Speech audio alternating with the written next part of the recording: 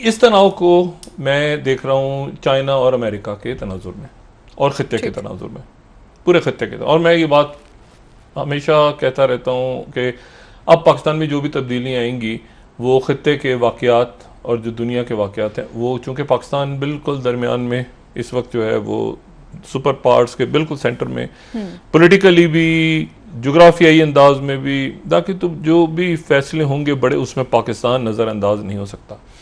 अच्छा, अब पाकिस्तान जो है उसमें आप ये देखें कि ये जो तनाव पाकिस्तान का और भारत का बढ़ रहा है, और जो वज़ीर आज़म पाकिस्तान की तरफ से बात हुई कि जी आप, जब उन्होंने हलफ उठाना था तो उन्होंने कहा कि बहुत से मेहमान बुलाए, क्रिकेटर्स थे, वहाँ से शुरू करें ना, मोदी ने मना कर दिया।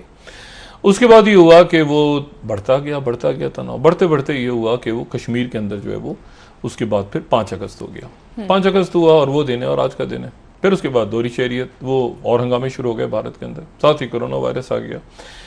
फिर उसके बाद जो 2-4 दिन हफ्ते में पिछले हुआ वो हम कल डिस्कस कर चुके हैं।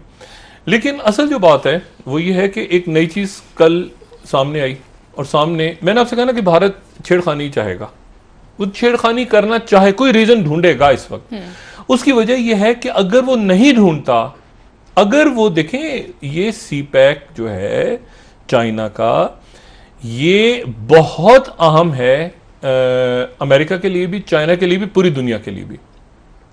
कल भारत ने क्या किया जनाब, उनका जो महकमा मौसमियात है जो दिल्ली में बैठा है, छोटी छोटी चालाकियां, छोटी छोटी ये तो हम भी कर सकते हैं बैठ के, मेरा ख्याल से कर लेना चाहिए हमें।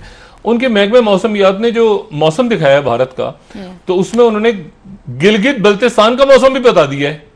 उनके जो टीवी स्टेशन हैं उन पर गिलगित बल्तिस्तान, मीरपुर, मुजफ्फराबाद, यानी आजाद कश्मीर और हमारे पास जो इलाके हैं, पहली दफा उनका मौसम का हाल बता रहे हैं वहां पे बैठ के। अच्छा जी, और ये इसको अजीत डोभाल वहां पे बराह रास्त ये उनके अहकाम से हुआ। यानी कोई ये क्या मसला है, हम यहाँ बैठ के नई दिल्ली का और श्रीनगर का और कलकत्ता का दर्जा हरारत बताना शुरू कर दें, क्या इससे क्या मसला है? हम तो बल्कि पूरी दुनिया की बताते हैं, ग्लोबल।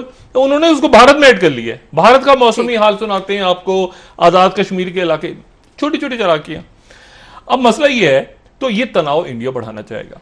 अच्छा, इसमें अब 2-3 बातें इंपॉर्टेंट। पहली बात तो यह है कि ये मैं क्यों कह रहा हूं कि चाइना के लिए इस वक्त जो है, चाइना और अमेरिका जहां पे पहुंच गए हैं वहां से पीछे नहीं हट सकते। चाइना नहीं हट सकता पीछे। 1919 में, यानी आप इस तरह समझें कि जब इनकलाब आया है रूस में पिछली सदी में, तो 1919 में 1917 में इनकलाब आ गया, जार वगैरह चले गए वहां से रूस को, और लेनिन आ गए, व्लादिमीर लेनिन आए, और लेनिन ने आके वहां पे मार्क्सिज्म को स्टार्ट किया। अब दुनिया तब्दील हो गई ना, मतलब सोशलिज्म, मार्क्सिज्म, ये लेफ्ट, पूरा एक नया ऑर्डर आया दुनिया में। और उसके बाद ये हुआ 1917 में वो आया, इनकलाब आ गया रूस का, और उसके कोई आप समझें कि 2 साल के बाद वहाँ 1919 में एक मई 1919 की एक मूवमेंट थोड़ी छोटी सी शुरू हुई, लेकिन उसको बाकायदा जो शक्ल दी वो 1921 में दी गई, जुलाई 1921 में। हालांकि उसको हम अक्टूबर रेवोल्यूशन या उसको जो भी नाम देते हैं, लेकिन यह है कि वो 1921 में ये हुआ कि वहाँ पर चाइना में उस इनकलाब का असर चाइना में आ गया। चाइना में उस वक्त KMT की हुकूमत थी, नेशनलिस्ट पार्टी, ठीक है, उनकी हुकूमत थी। और ये जो चीन है, ये चीन तो पीपल्स रिपब्लिक ऑफ चाइना है ना, उस वक्त रिपब्लिक ऑफ चाइना था, ठीक, उस वक्त इसका नाम रिपब्लिक ऑफ चाइना था। तो ये जो मुल्क है, यहां पर 1921 में कम्युनिस्ट पार्टी की बुनियाद डाली। एक कॉन्फ्रेंस हुई जुलाई के अंदर, जुलाई 1921 में, और उसमें 2 बड़े नजरियाती किस्म के लोग थे, एक तो द्यूवाइफ चैं और एक लाई दाइजोहो। ये लोग बैठे और इनके साथ इनके कुछ 40-50 दोस्त थे। इन्होंने एक मीटिंग की और कम्युनिस्ट पार्टी ने जन्म ले लिया जुलाई 1921 में। ठीक। उसके बाद ये हुआ कि वहां पे KMT के सदर, जो KMT का चेयरमैन था, उसकी डेथ हो गई, और उसके बाद जनाब ये कम्युनिस्ट पार्टी, गुरीले इधर उधर। 1900 ये कोई मेरे ख्याल से 27 में शायद वहाँ पे एक नया नौजवान कमांडर आ गया, उसका नाम था माओ तुंग, ठीक है, माओ, चेयरमैन माओ। उसके बाद वो जनाब एक अंदरूनी तौर पे उनकी एक महाजराई शुरू हो गई। ठीक।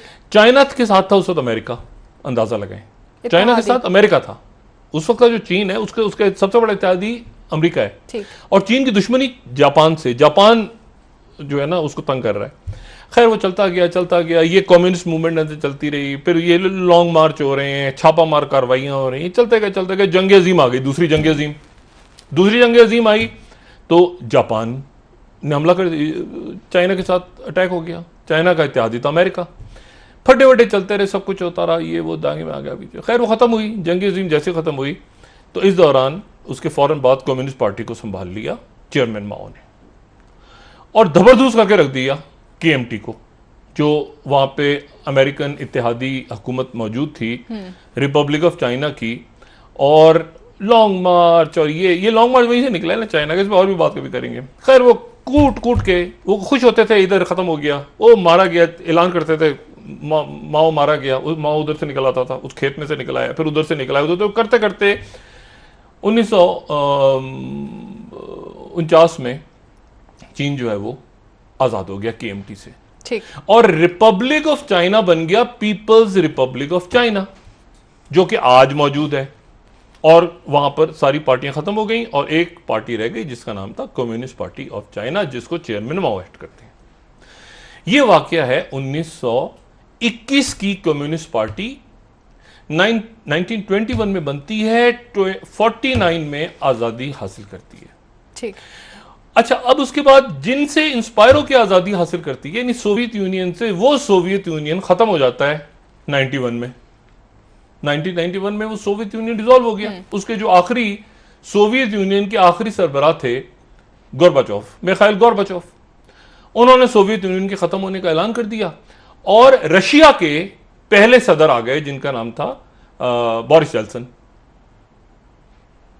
ये जो प्यूटिन है ये चौथे सदर हैं रूस के। दूसरे, अच्छा, बोरिस जेल्सन के बाद भी आ गए थे, फिर उसके बाद गैप आया बीच में और फिर उसके बाद प्यूटिन आ गए। तो 1991 में खत्म हो गया जनाब आपका सोवियत यूनियन, चाइना रह गया। अब 1921 में जो कम्युनिस्ट पार्टी बनी थी, 2021 में उसके 100 साल पूरे हो रहे हैं। ठीक है, यानी अगले साल 100 साल मुकम्मल होंगे उस कम्युनिस्ट पार्टी को जिस कम्युनिस्ट पार्टी ने 100 साल पहले 1921 में जो कायम हुई थी। ठीक। और अगले साल 30 साल मुकम्मल होंगे जो 1991 में सोवियत यूनियन कोलैप्स हुआ था। अब ये दिन, और 2025 तो खैर जी जिनपिंग ने रखा हुआ है ना टारगेट, लेकिन 2021 जो अगला साल, वो नजरियाती तौर पे कम्युनिस्ट पार्टी के लिए बहुत अहम है। वो 100 साल मुकम्मल हो रहे हैं और फरवरी में हो रहे हैं। ठीक है।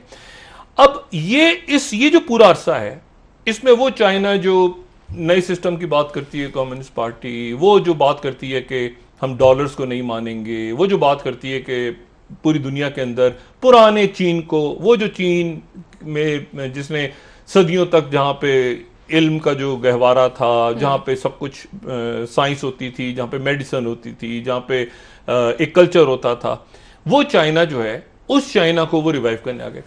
दरमियान में एक मत मारी गई थी अमेरिका की 2001 में। दो वाकयात हुए 2001 के आखिरी 3-4 महीनों में।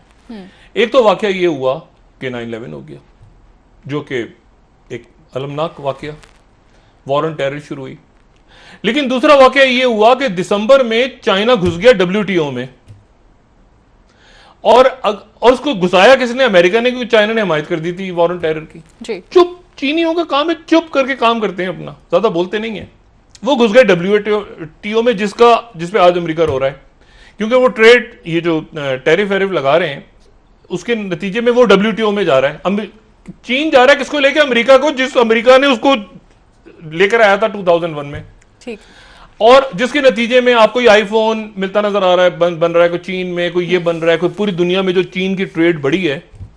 अच्छा, अब इसमें दरमियान में आ गया पाकिस्तान, और दरमियान में आ गया कि इंडिया अब क्या करे। 1000 कंपनियों को ट्रंप कह रहे हैं कि चीन से निकाला जाए, कंपनियां तैयार नहीं है, उनको सस्ता माल चाहिए। आपको पता है क्या हुआ है पिछले चंद दिनों में?